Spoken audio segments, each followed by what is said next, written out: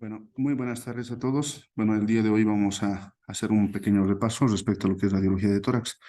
Bueno, eh, recuerdan que en la parte de radiología de tórax es importante hacer una serie de valoraciones. Entre ellos vamos a tener lo que es fundamentalmente el aspecto de la proyección, ¿no? Si bien lo primero que tienen que evaluar en una placa de tórax es evaluar lo que es diferentes estructuras anatómicas que ya de pronto ya les he explicado, ¿no? Lo primero que deben evaluar en una placa radiológica es determinar lo que es la proyección, ¿no?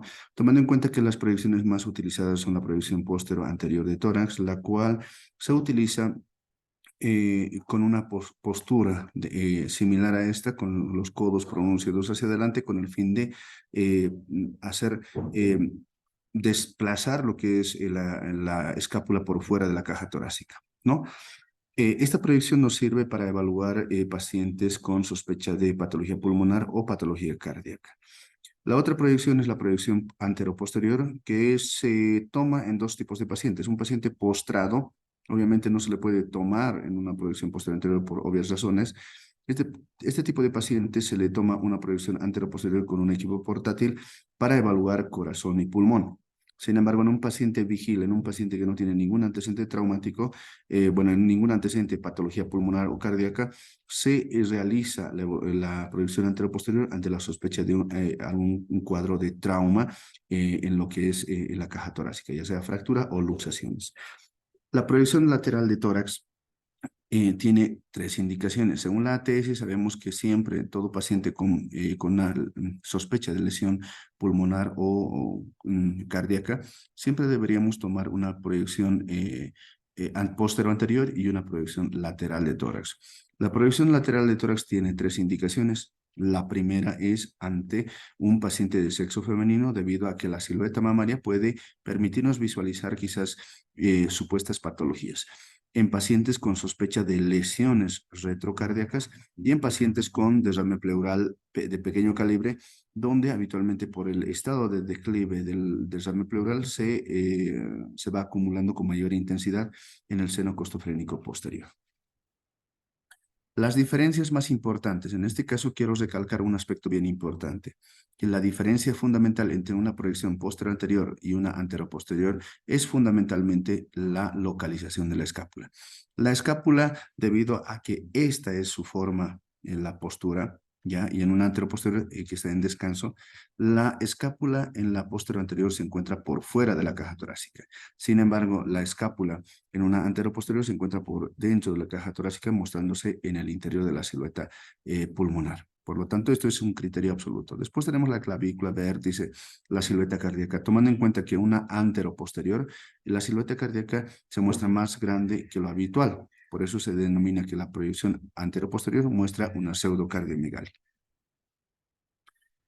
Otras proyecciones son como la proyección endocúbito lateral de tórax, el cual es utilizado principalmente para detectar derrames pleurales de pequeño calibre, al igual que la radiografía aspirada de tórax que habitualmente se utiliza en pacientes con neumotórax marginal, ¿no? Las técnicas radiológicas. Si ustedes lo recuerdan, tenemos tres técnicas radiológicas importantes, ¿no? La dureza, ¿ya? Que nos permite evaluar el grado de penetración de lo que son los rayos X, que habitualmente tiene tres reglas, ¿no? Cuando hablamos de una placa tomada con buena penetración, cuando el paciente se observa una placa, una silueta torácica, una silueta pulmonar en una tonalidad gris, ni muy blanco ni muy negro, ya. La segunda característica, la visualización de la región retrocardíaca, la visualización de las tramas vasculares y la silueta cardíaca bien definida. Esas son las cuatro importantes condiciones. La aireación nos permite evaluar la capacidad de insuflación que tiene la caja torácica durante la inspiración. En este caso, vamos a ir hablando que como regla se determina una proyección, una placa radiográfica bien inspirada cuando tenemos más de 6 arcos costales anteriores y más de 8 arcos costales posteriores contados, ¿no? En este caso, esto se denomina una placa tomada con buena inspiración. Sin embargo, cuando hay menor a estos parámetros, hablamos de una placa mal inspirada que en algún momento también puede producir una pseudocardiomegalia, ¿ya? La rotación es otro técnica radiológica que habitualmente utilizamos, lo que es las articulaciones esternoclaviculares y lo que es las apófisis espinosas. Cuando las apófisis espinosas recaen sobre la línea media, hablamos de una placa centrada. Sin embargo, cuando ésta se rota a la izquierda o a la derecha, hablamos de que es una placa rotada, ¿ya? La lectura de los estudios radiológicos se debe hacer de manera sistemática, ya sea de afuera hacia adentro o de adentro hacia afuera. Ya, este aspecto no se deben ir olvidando porque ya de pronto, cada vez que hacemos una lectura, ya vamos evaluando una serie de aspectos empezando desde afuera. En este caso, lo primero son las partes blandas. Las partes blandas, de acuerdo a la densidad radiológica, tienen una tonalidad gris, que es la densidad de grasa del tejido celular subcutáneo. Entonces, esta tonalidad es lo normal. Cuando nosotros observamos otra densidad, como en este caso una imagen de tonalidad o una densidad de metal, hablamos de un cuerpo extraño metálico, ¿no? Lineal. O en este caso, cuando observamos este tipo de imágenes, visualizamos una imagen que corresponde a un enfisema subcutáneo, el cual en el interior de lo que es el tejido celular subcutáneo se visualiza lo que es aire, ¿ya? A nivel de la estructura ósea, ya sabemos que la caja torácica se encuentra una serie de estructuras anatómicas óseas, entre ellos la cintura escapular, donde a nivel del tercio medio de la clavícula es el lugar más frecuente o más proclive a las fracturas, siendo en forma lateral la articulación acromioclavicular el lugar donde frecuentemente también existe lo que es las luxaciones. Esta es una luxación acromioclavicular y en condiciones normales debería observarse así, ¿ya? Más lateralmente observamos lo que es la luxación glenohumeral o la luxación de hombro, ¿no? Este tipo de lesiones son asociados a una discontinuidad de dos superficies articulares. Y finalmente, a nivel de los arcos costales, vamos a observar lo que es la discontinuidad de lo que es la línea cortical, el cual nos va a mostrar posibles fracturas costales. El mediastino. Como ustedes saben, el mediastino es uno de los es uno de los es una de las estructuras ya que habitualmente, de acuerdo a lo que es la clasificación de Felson, tenemos un mediastino anterior, medio y posterior. Sin embargo, con fines anatómicos muchas veces también lo dividen en 6 segmentos, un mediastino superior e inferior, y cada uno de estos anterior, medio y posterior.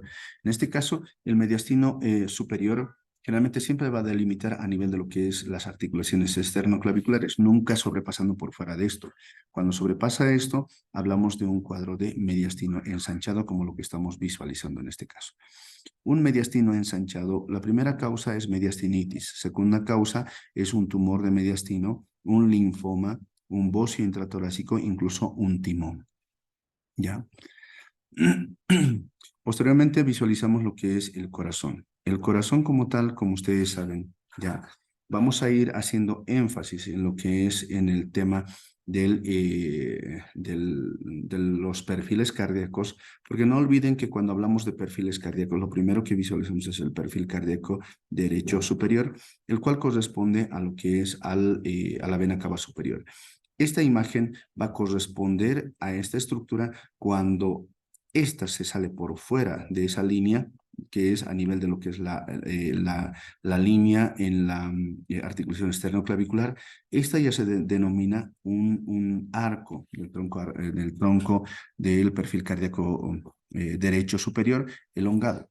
Y esto corresponde a que la vena cava se vaya inflando, y esto es debido, lo primero, insuficiencia tricuspidia o estenosis tricuspidia, ¿ya? Y una insuficiencia cardíaca congestiva derecha, o una insuficiencia cardíaca derecha, perdón, ¿ya?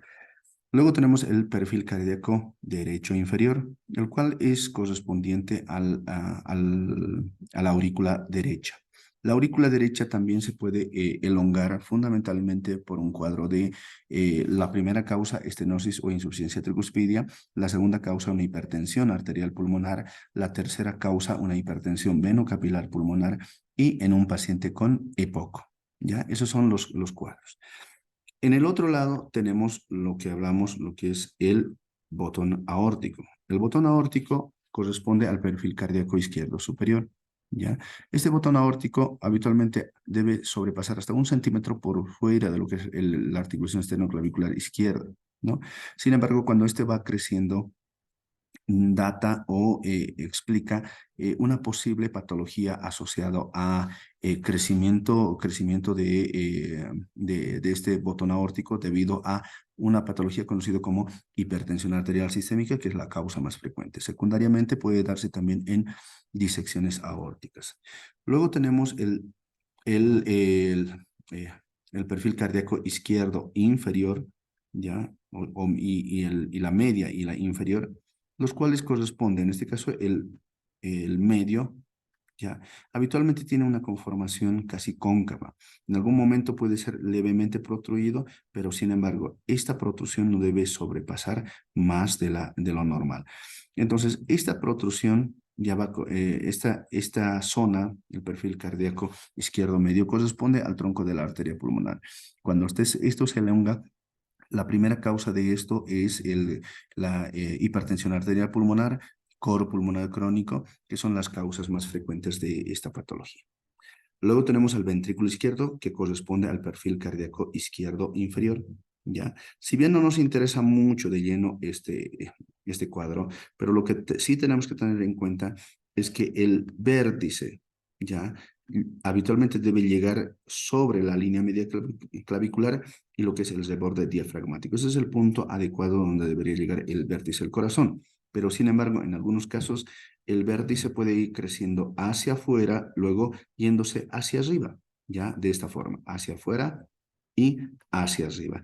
Esta condición se denomina un crecimiento ventricular derecho, ¿ya? Que se va hacia afuera y hacia arriba, no se olviden, ¿no? En otros casos podemos visualizar otro aspecto, cuando el corazón se va hacia afuera, pero sin embargo el vértice se va a ir por debajo, así tal cual observando, ¿no? En este caso se va hacia afuera y se va hacia abajo. Esta condición corresponde a un crecimiento ventricular izquierdo, no se olvida, ¿ya? Bueno, esas son las particularidades y más adelante vamos a ir hablando de lo que son el índice cardiotorácico, tomando en cuenta que el índice cardiotorácico ya tiene condiciones especiales. Lo primero que tenemos que saber es que el índice cardiotorácico solo se toma en una placa tomada, en una placa póster anterior y una placa tomada con buena inspiración y centrada, obviamente. Existen condiciones de técnicas radiológicas como ser la radiografía anteroposterior y una radiografía mal inspirada o expirada que puede llegar a producir una pseudocardiomegalia y condiciones clínicas como ser la obesidad, el embarazo, ascitis y el pectus excavatum, que es una condición patológica de deformidad torácica que puede llegar a producir también pseudocardiomegalia. En este caso, vamos a ir mostrando que lo primero que hacemos es trazar una línea media, ¿ya? Y de la línea media irnos al punto más alejado del reborde del corazón derecho. Este es mi punto A. Mi punto B lo voy a tomar desde la línea media hasta el punto más alejado al lado izquierdo. Este es mi punto B. Y mi punto C voy a tomar en cuenta desde el extremo más alejado del reborde interno de la caja torácica hasta el otro extremo, ¿no? Entonces, este es mi punto C. Aplico una fórmula de que nos dice A más B dividido entre C, ¿ya? Esta fórmula, que es la fórmula del índice cardiotorácico, habitualmente me debería dar un parámetro de menor o igual a 0,50 para decir que es normal. Mayor a 0,50 y hablamos de cardiomegalia. En este caso, una cardiomegalia grado 1, hablamos de 0,51 a 0,55, de 0,56 a 0,60, un grado 2, de 0,61 a 0,65, grado 3, y mayor o igual a 0,65, hablamos de un grado 4. ¿Está bien? Entonces, esa es la forma como debemos ir haciendo el diagnóstico. Una vez visualicemos estos aspectos, debemos ir viendo aspectos muy importantes como la siguiente estructura. En este caso, visualizamos lo que son los ilios pulmonares. Los ilios pulmonares, en este caso, el ilio pulmonar derecho se encuentra en una postura más baja que el ilio pulmonar izquierdo, ¿ya? En algún momento pueden estar en una postura iguales, pero nunca, ya nunca que el hilio pulmonar izquierdo se encuentre por debajo del hilio pulmonar derecho. Cuando vemos esta situación, debemos redirigir nuestra vista a nivel de lo que es el lóbulo inferior izquierdo, donde vamos a observar posibles zonas de atelectasia. ¿Está bien?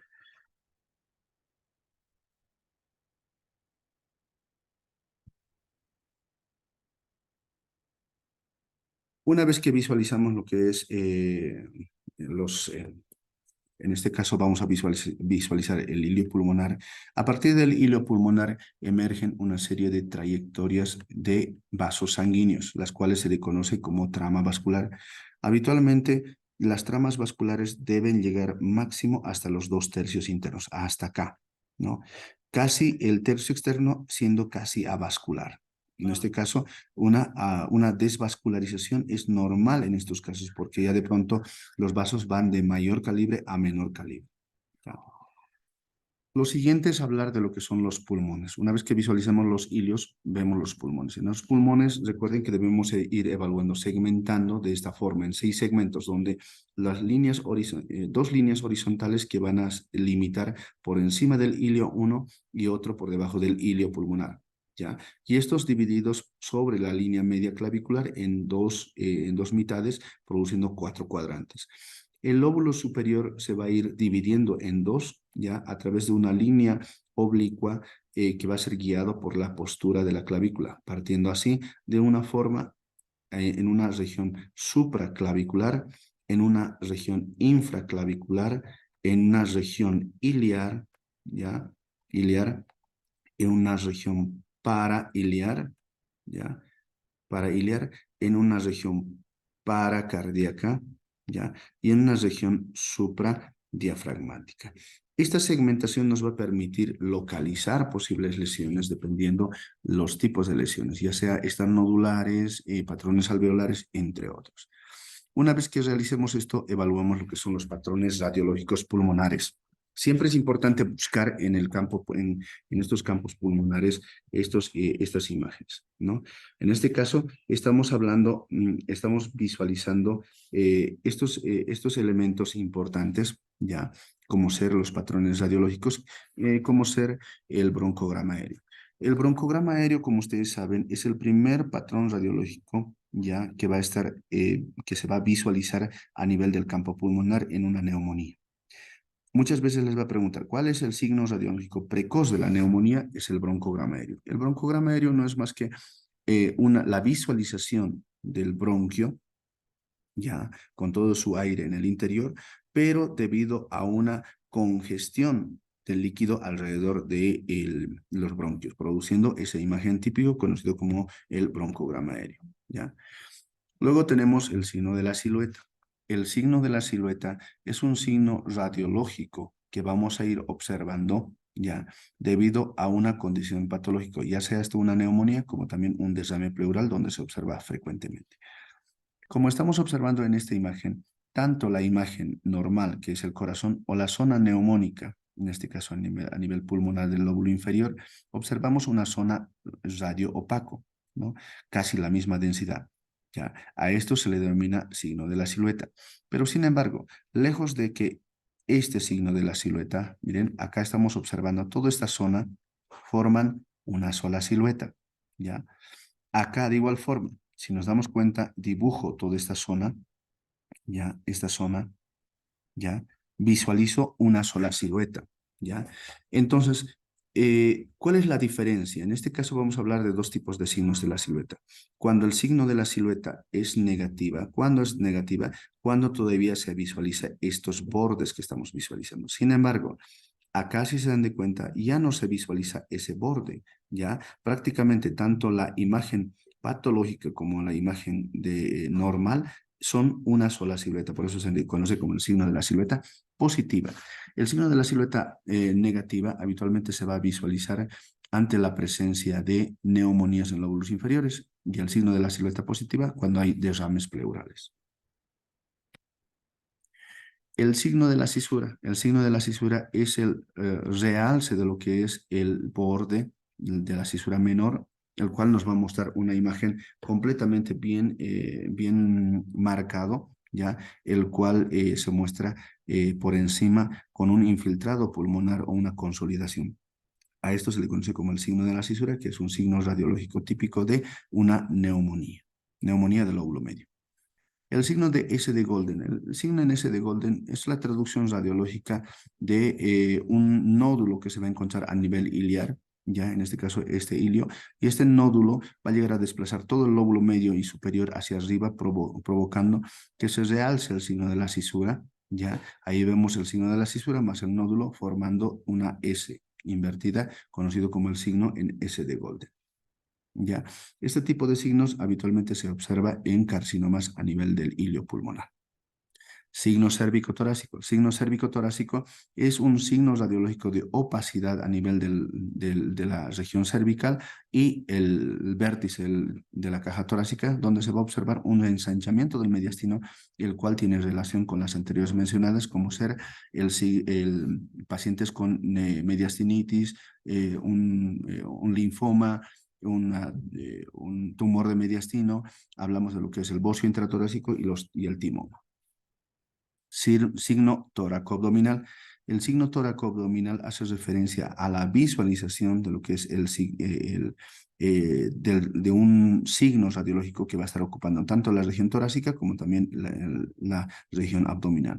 Esto habitualmente se observa ante antecedentes de pacientes con hidatidosis. Recuerden que la hidatidosis es una patología que se observa generalmente a nivel de lo que es a nivel hepático y a nivel de lo que es la caja torácica, ¿no?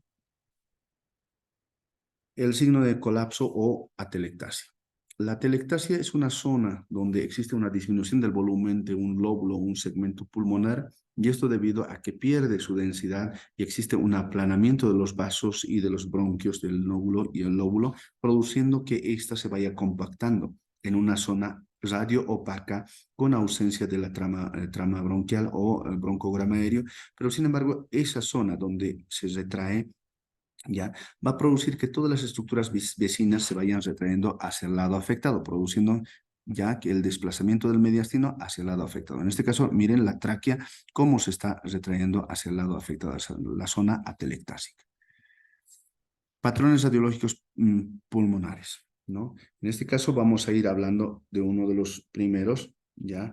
En este caso vamos hablando de lo que es el patrón alveolar, ¿no? El patrón alveolar puede ser localizado o difuso. El patrón alveolar difuso puede comprometer un solo lóbulo, como también uno de más de dos lóbulos. Bueno, continuando, en este caso, el patrón alveolar, cuando es localizado y solamente se encuentra en un solo lóbulo, es correspondiente a una neumonía.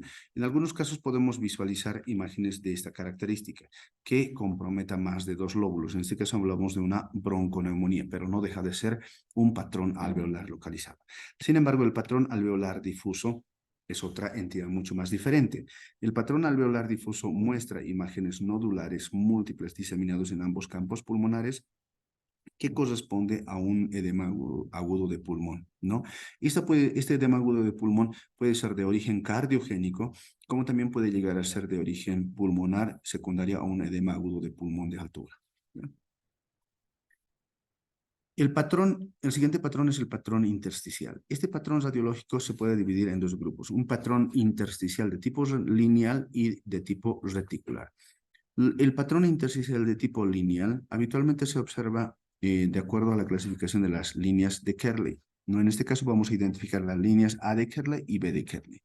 Las líneas A de Kerley generalmente son líneas largas y finas, especialmente se van observando en lóbulos medios, ¿ya? Que corresponden a neumonías intersticiales o una linfangitis carcinomatosa.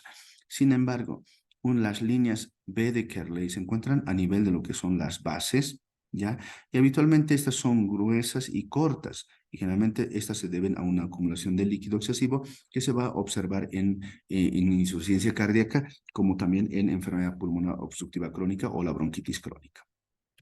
Esta es una línea B de Kerley, como podrán ver, ¿no? Luego tenemos el patrón intersticial de tipo reticular. En este caso se habla del patrón intersticial como ser la imagen en panal de abejas, miren, en un estudio tomográfico, y este es un estudio radiológico, ¿no? Este patrón radiológico habitualmente se observa en pacientes con fibrosis pulmonar, ¿ya? Fibrosis pulmonar. El patrón miliar, el patrón miliar no es más que un cuadro infeccioso, ya que, bueno, el patrón miliar se va a observar fundamentalmente en la tuberculosis miliar, también conocido como patrón micronodular o patrón retículo intersticial. El patrón nodular no cavitada. Ya el patrón nodular no cavitada es un cuadro asociado a múltiples nódulos, nodulaciones, ya, que son asociados mm, imágenes bien circunscritas, de bordes regulares y múltiples diseminados en ambos campos pulmonares y radio opacos. Esta imagen en un paciente adulto mayor generalmente está asociado a metástasis. Sin embargo, en un paciente con menores de edad, generalmente son denominados hidatidosis. Ahí está, ¿no? El derrame pleural tiene dos imágenes radiológicas, ¿ya? En este caso vamos a hablar del borramiento del seno costofrénico. Recuerda que el borramiento del seno costofrénico no llega a producir, compromiso del seno cardiofrénico, sino solo del costofrénico. Sin embargo, cuando observamos una imagen que compromete tanto el seno costofrénico y cardiofrénico, se denomina el signo del menisco. Neumotórax. En el neumotórax vamos a hablar de signos radiológicos como ser la horizontalización de las costillas, el aumento de los espacios intercostales, una hiperclaridad del hemitórax afectado, es decir, que completamente negro. A su vez, esta va a estar asociado a una ausencia de la visualización de las tramas vasculares, el aplanamiento del diafragma y obviamente toda esta condición nos va a permitir visualizar el reborde pulmonar. Reborde pulmonar que nos va a servir para hacer un estadiaje de los grados de neumotórax, tomando como referencia una línea trazada sobre la línea media clavicular. Un grado 1, el reborde pulmonar no sobrepasa más allá de la línea media clavicular. Un grado 2 llega sobre la línea media clavicular. Y un grado 3 ingresa por dentro de la línea media clavicular, tal cual observamos. Esos son los tres grados de neumotórax. Y esto ya lo hemos hablado. Ahí está el signo, el famoso signo del menisco. ¿Ya?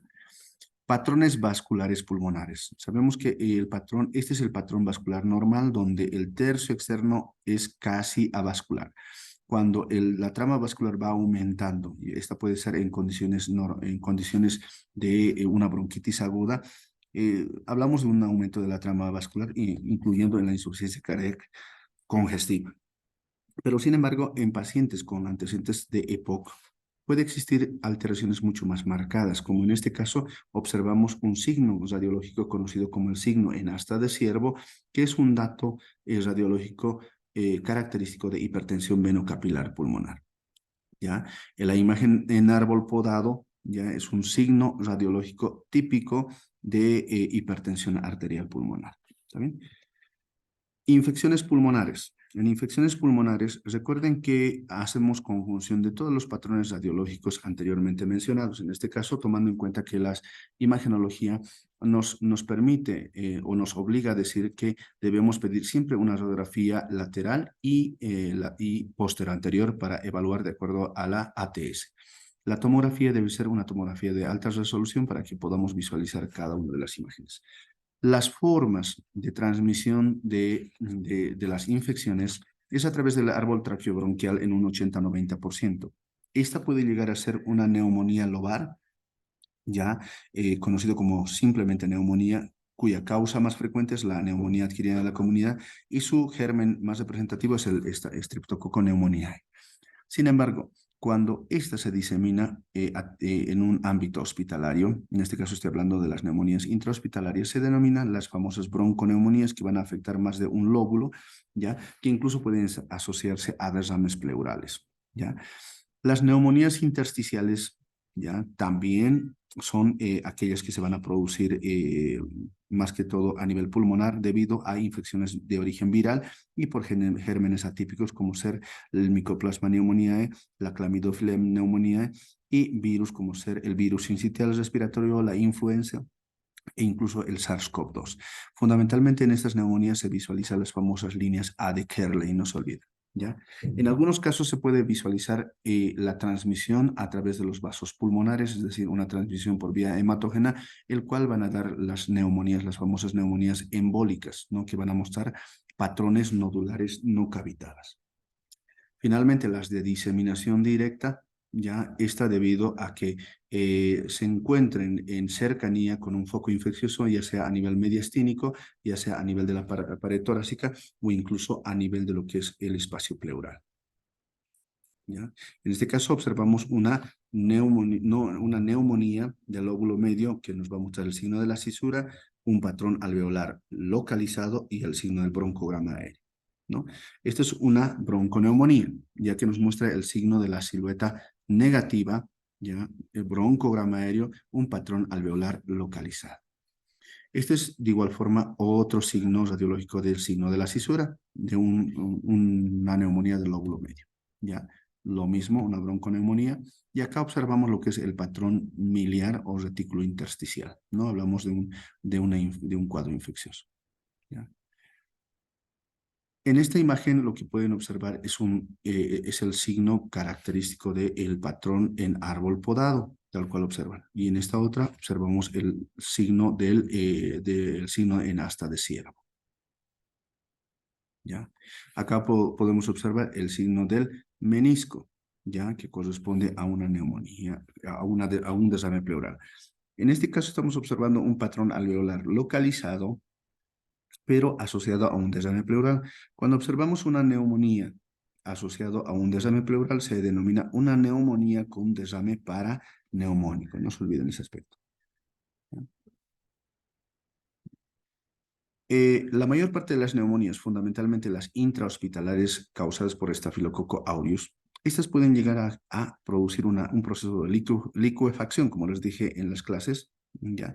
Esa liquefacción llega a producir un deterioro del parénquima pulmonar, produciendo que ésta se vaya digiriendo y produciendo una zona, un hueco dentro de lo que es el pulmón, produciendo una cavitación, ¿no? Con su consolidación pericavitaria, ¿no? Entonces, estos casos se denominan una neumonía cavitada, que la causa más frecuente es el estafilococo aureus.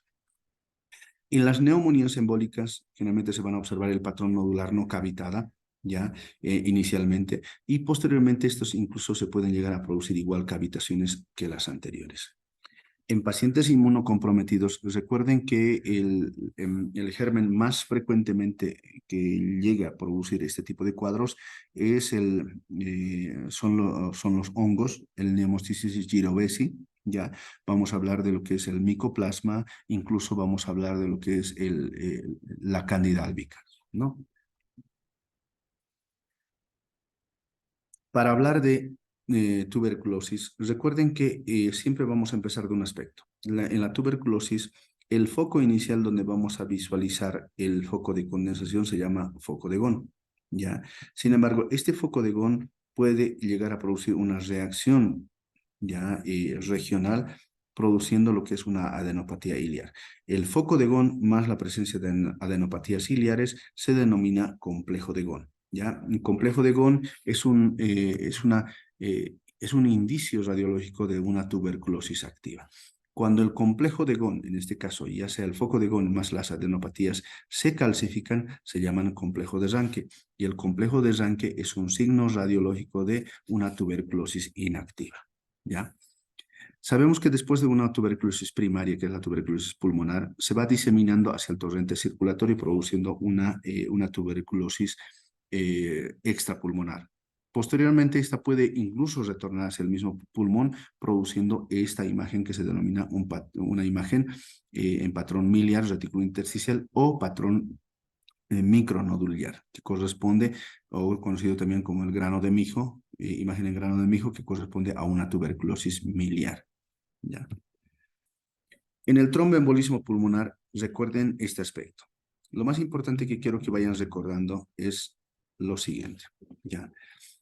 Determinar qué es un tromboembolismo sin infarto y con infarto. Sin infarto se visualiza cuando el paciente o la placa radiológica muestra lo que es el signo de Westermarck, que es una oligoemia pulmonar, una zona donde carece de vasculatura pulmonar debido a un corte, a un shunt, a un cortocircuito producido por el émbolo, ¿no? El signo de Fleischner es el segundo signo, el cual se caracteriza básicamente por esto, por una dilatación de un segmento de la arteria pulmonar. Y finalmente, cuando hablamos de un tromboembolismo pulmonar con infarto, la característica más llamativa es el signo en joroba de Hampton, que es una zona de consolidación parenquimatoso asociado a derrame pleural y la elevación del hemidiafragma ya debido a una retracción y a una zona atelectásica debido al infarto de la zona pulmonar. El diagnóstico gold estándar siempre es la angiotomografía de tórax, donde gold estándar, angiotomografía de tórax, ¿no? Donde el signo más característico que vamos a observar es el famoso signo de la salchicha o el signo de Fleischner, ¿ya? Este signo es característico de esta patología, ¿no? En algunos casos vamos a observar esta imagen que están visualizando donde hay una zona, donde hay oligoemia, pulmonar, el cual se le conoce como el signo de Westermarck. ¿Está bien? Bueno, con eso, yo creo que con eso ya estamos casi terminando, y esto es el índice cardiotorácico que ya las había mencionado anteriormente, ¿ya?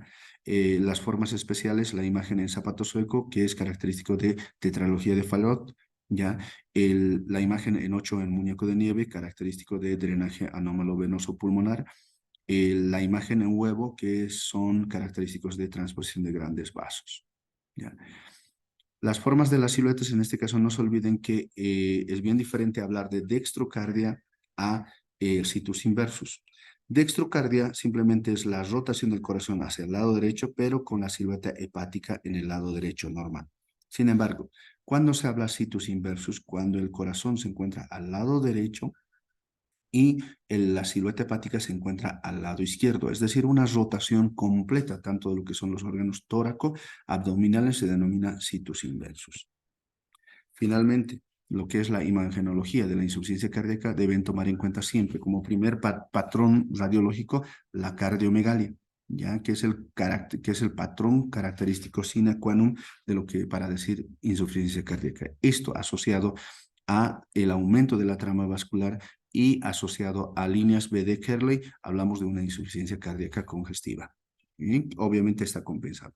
Sin embargo, cuando esta se descompensa, se asocia a edema pulmonar que va a estar asociado a un patrón alveolar difusa o ya de pronto a un derrame pleural, ya sea con líneas, ya sean con el patrón de desbordamiento seno-costofrénico o incluso el signo del menisco.